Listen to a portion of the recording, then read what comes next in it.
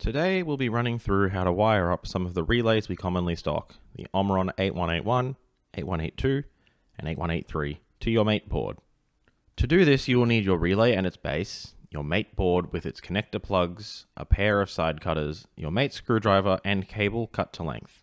I'll be using red and black cables to more easily distinguish where each wire should go. While not necessary, bootlaces or ferrules are strongly recommended to ensure a proper connection. The 8181 is our standard 12V DC relay. For this relay to function properly, your Mait board must be configured to DC relay driver on the appropriate output ports. In this case, your board's configuration should look like this. It's important to note that since these relays require constant power, a plug pack is highly recommended so that the battery in your Mait unit remains charged while controlling these relays. I'll be using our single board in its latest revision as of writing, the BCL12S, to demonstrate the functionality of this relay. Before we begin wiring anything in, we'll do a visual inspection of the relay and base. The relay should be securely attached to the base, locked in place by the white tab. If you need to remove it, pull the white tab away from the relay and it will allow you to pull the pieces apart. Each relay has a coil and contact side. For interfacing with the Mait boards, we will be working on the coil side. To wire into the relay, take your black cable and wire it into the second hole from the right on the bottom row.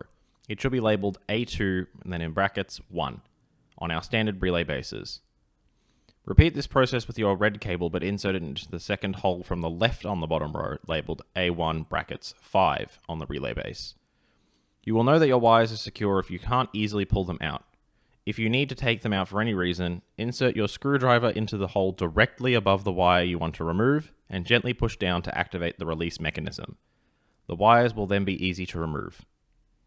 For wiring into your Mait board, take your black cable and wire it into the appropriate output port per your board's configuration. In this instance, I'll be wiring into the far left port of my 3-pin plug, which is labelled as 1 on my BCL12S board for the solenoid port. Next, take your red cable and wire it into the positive port on your plug, which for me is the middle port.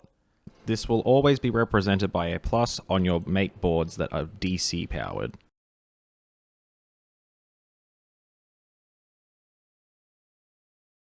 To represent the relay functioning, I'm going to be using our iConfigure software to manually control the relay. As you can see, when I turn the relay on, the light turns on, and when I turn the relay off, the light turns off, meaning that this has been wired correctly.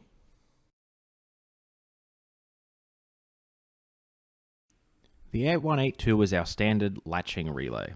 This relay is ideal for situations where a unit does not have access to a constant power source such as a plug pack or similar mains power. This relay requires your board to be configured to the 3-wire latching solenoid, not DC relay option, like the 8181 relay we just covered. Ensure that the relay is secured to the base.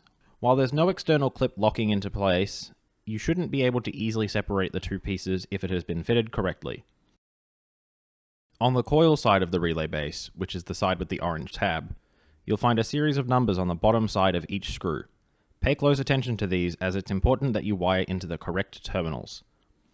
Start by wiring one of your black wires into terminal port 13, which is located on the bottom right. You'll need to slightly loosen the screw so that your wire can be properly fastened and have a full connection. Once inserted, tighten the screw and ensure that the connection is secure. Directly above is terminal port 9, where your other black wire will be connected. Repeat the process as above.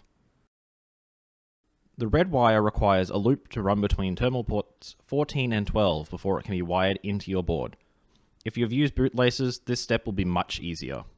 Start by wiring into terminal port 14, the second from the left on the bottom row, and wire your looped cable into terminal port 12 on the top left. Run the other end of the cable you've looped out of port 12 to the center pin or positive port of your 3-pin plug.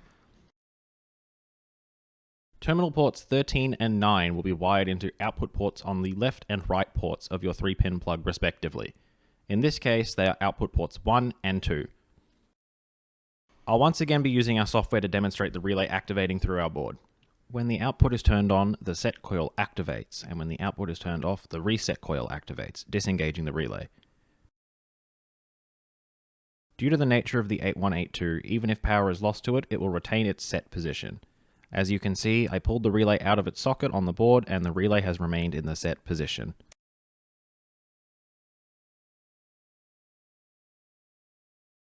The 8183 is our standard 24-volt AC relay. This is typically used in conjunction with our IC24R units, so I'll be showing how to connect it to one of the outputs of your BC24. Our current version as of writing is the 2234. Since this is a 24-volt AC relay, your board must have 24 volts of AC power running through it, otherwise the relay cannot activate. In a standard IC24R with no additional boards, the 24-volt AC power is wired into the top plug of the board in the two rightmost sockets, labeled 24V and COM. Since all outputs on the BC24 are configured identically, this tutorial will be applicable to every output. You can tie the COM port together before the board to reduce on wiring if needed, but since I'm only demonstrating with one relay today, it won't be necessary. On the relay side, I'm wiring it with similar principles for the 8181 we wired earlier. One wire into the second from the left port, or A15, and the other into the second from the right, or A21, on the coil side. I'll be wiring into port 5 on my 2234 board, so all I will be doing is connecting one wire into the port labeled COM and the other into the port labeled 5.